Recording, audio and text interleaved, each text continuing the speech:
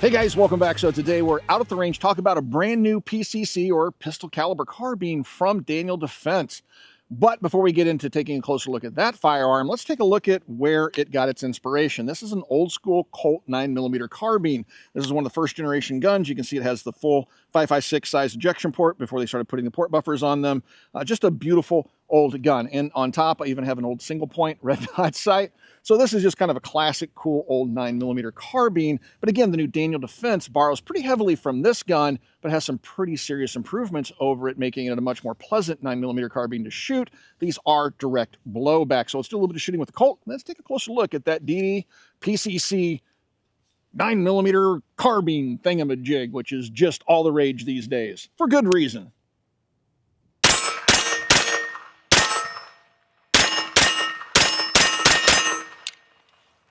A lot of folks ask me, how can I get involved in the firearms business in that particular community? And one of the best ways to do that is to become a gunsmith. Every gunsmith I know is just overbooked with work. It's a very good living. And so if you would like to become a gunsmith, you need to go to a gunsmithing school or become an apprentice for an existing gunsmith. But Modern Gun School is an accredited college that also works with veterans in the GI Bill, where you can go and get a degree from accredited college in gunsmithing and then go out and start your own gunsmithing business, which I think is a really great option. Again, throughout my entire life, gunsmiths have always been able to earn a really good living, assuming they have a really strong work ethic. So please check out Modern Gun School. I do have a link in the video description below. So here you go, guys, the new PCC from Daniel Defense. Again, this is a 9mm carbine built around the AR-15, so it makes it very similar in concept to the original Colt that we opened up the video with. But again, this thing has a number of different changes to it. First of all, the first thing you're going to notice is that the upper and lower receiver are shortened quite a bit, whereas the early 9mm Colt was a full-length 5.56 receiver, upper and lower. This has been purpose-built just for 9mm. Like the Colt, it's direct blowback, but it has some other features, including full ambi controls that we'll talk about here in a moment. But one of the things that's really cool about it, now the gun itself is going to be right around $2,000 or so it's not inexpensive, but it does use inexpensive magazines, which are CZ Scorpion mags. Now these are the Magpul mags, but the CZ Scorpion mags will work in it. We have found that one of the PSA banana mags doesn't fit, probably because of the Cerakote color on it.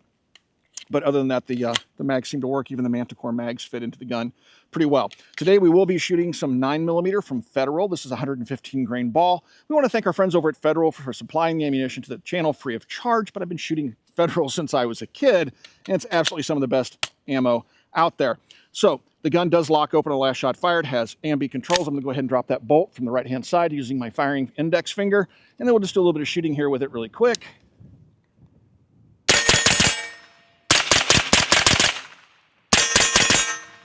Whew. Look how controllable that little guy is. Now, even though it's direct blowback, it's pulling a little bit of a trick in the buffer assembly that we're going to show you when we take it apart that helps to mitigate some of that abruptness that can be associated with direct blowback firearms. Guns like the MP5 that use roller delays and things like that will generally soften that recoil impulse. And so a lot of folks will say, well, gosh, I'm not going to pay that amount of money for a gun that's just direct blowback because of the recoil. You might want to still take a look at this, because when we show you how the buffering system works, it's a lot like, in concept, of something like the B&T SPC9 that we've done videos on here in the past, which makes it quite pleasant to shoot. So let's take a closer look at this thing, tear it apart, look on the inside, and kind of get a feel for the new Daniel Defense PCC.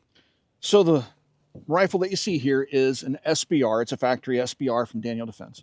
So they offer it as a pistol, and they also offer it as a rifle with a 60-inch barrel. Now, the SBR that you see here has a 8.3-inch barrel. It is a cold hammer forged barrel, and it has a 1 in 10 twist rate in it.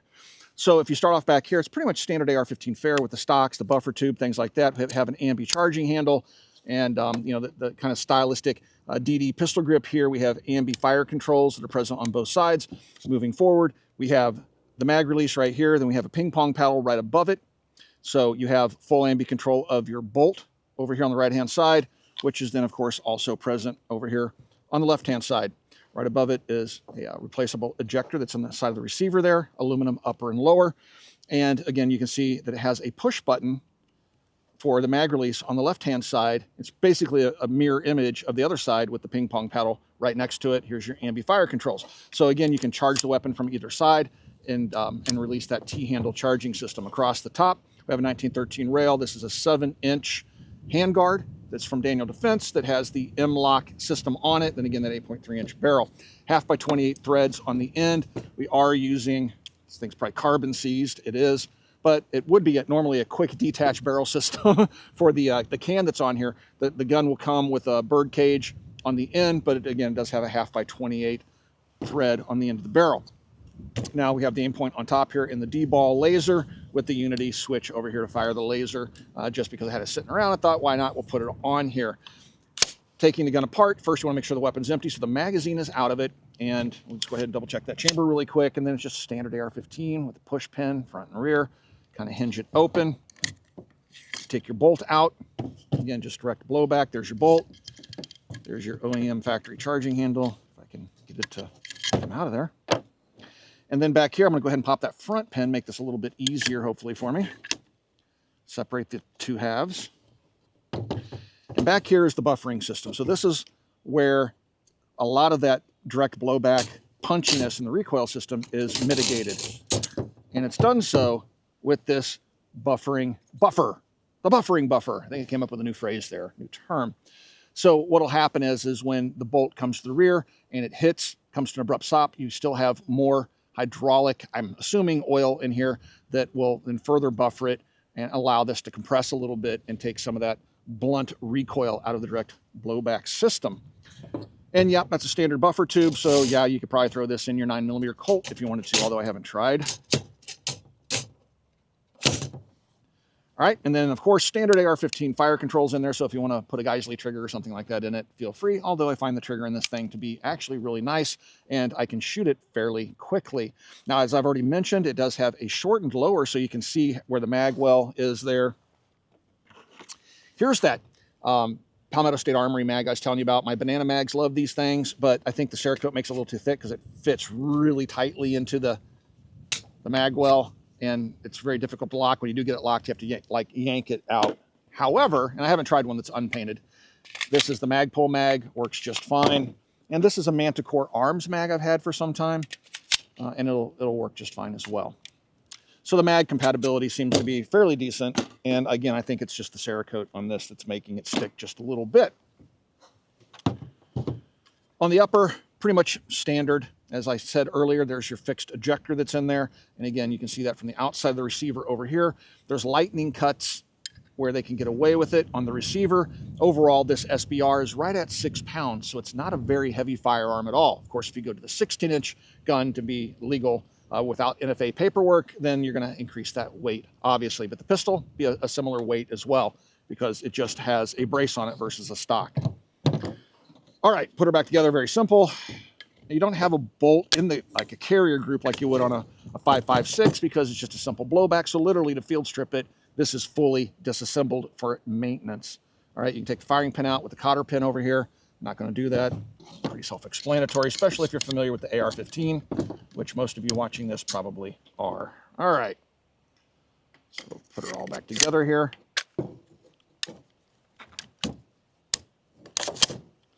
Very simple. So again, the price on this thing is going to be pretty salty. I mean, it's a standard Daniel Defense. I mean, it's a high-end firearm. And so you're going to pay for Daniel Defense. It's kind of a premium brand.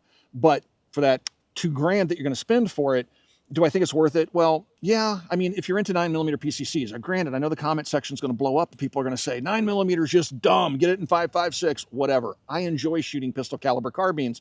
They're more affordable. They're fun to suppress. And so it's just something I've always liked. For self-defense at the house, I actually keep an SPC BNT, which is, again, kind of an AR-15-ish style 9mm PCC SBR. That's what I keep by my bedside. So 9mm PCCs are actually quite useful. So if you're interested in it, go ahead and check one out. Don't listen to the internet brain trust. You don't necessarily need a 5.56. 9mm will get the job done. And again, it's quite affordable. That's very, it's not quite as concussive when you're using a suppressor, things like that. So if you're using new shooters, PCC is generally a little bit easier and more fun to shoot for new shooters than something like 5.56 or 308 or 7.62x39. All right, let's do some more shooting with the gun, and then I'll give you some final thoughts on it. So I said something in the last segment, and we figured, why not? Let's just try it. So we do know that the upper and lower receivers are longer on this Colt than they are on the DD, and we also know that the bolt's a little bit longer, like a 1/4 of an inch longer. But we did put the buffering system into the original pre-band Colt. Landed up here with the Well, get in there. All right, so the buffer's in there. Check this out. Got 5 rounds of the Federal loaded up. Magazine.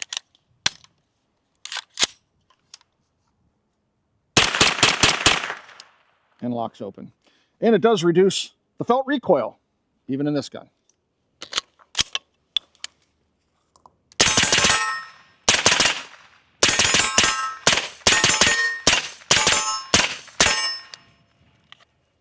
Now, I know some folks out there are going to say, well, having the paddle release that close to the mag release is going to cause problems. Keep in mind, if I can tell the difference just by feeling, but keep in mind, if you're locking the bolt open, you're doing something administrative. You're probably not in a gunfight unless you're clearing a hard malfunction, which you're probably going to remove the magazine anyway. But it's easy for me to grab that, hit the bottom of it because it feels so different, and lock the bolt open and then also release it. I do have to reach up a little bit higher to get it to release, or I'll just use my thumb over here like I would normally do. So I don't see that as being a problem, but I'm sure some folks out there will express concern over that. Haven't had a problem with it myself. Shooting the gun, very simple. Take your CZ magazine, insert it, charge the weapon, and enjoy your magazine being emptied.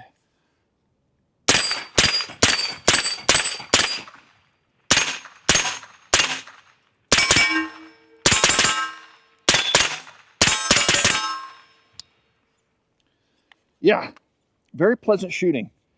Very pleasant shooting. I won't say that it's as pleasant as something like an MP5 or one of its semi-auto clones, because that roller delay really is kind of soft. It has a little bit of that blowback punch to it, but it's seriously muted with that recoil system. It truly is. And once you shoot one, I think you would agree with me. So yeah, very, very cool.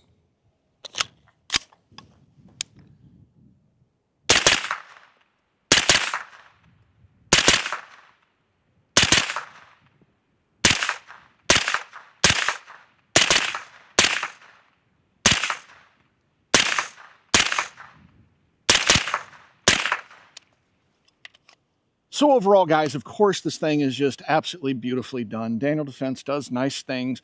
Their ARs are top-notch. This 9mm PCC is going to fit nicely, I think, in their product lineup.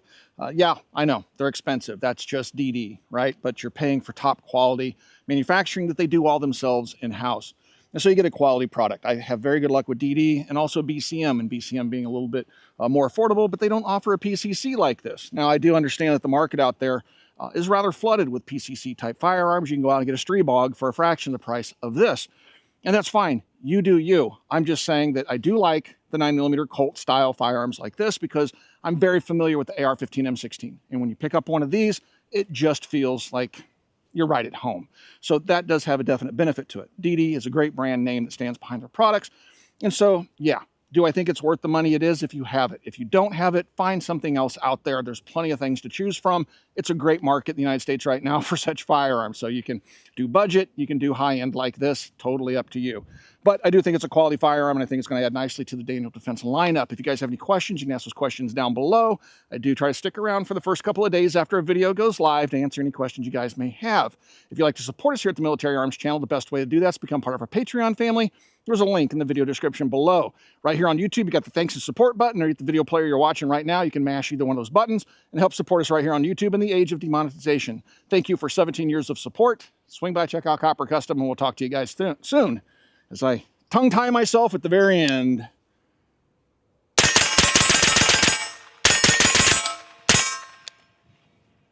Yes, very familiar feeling for sure.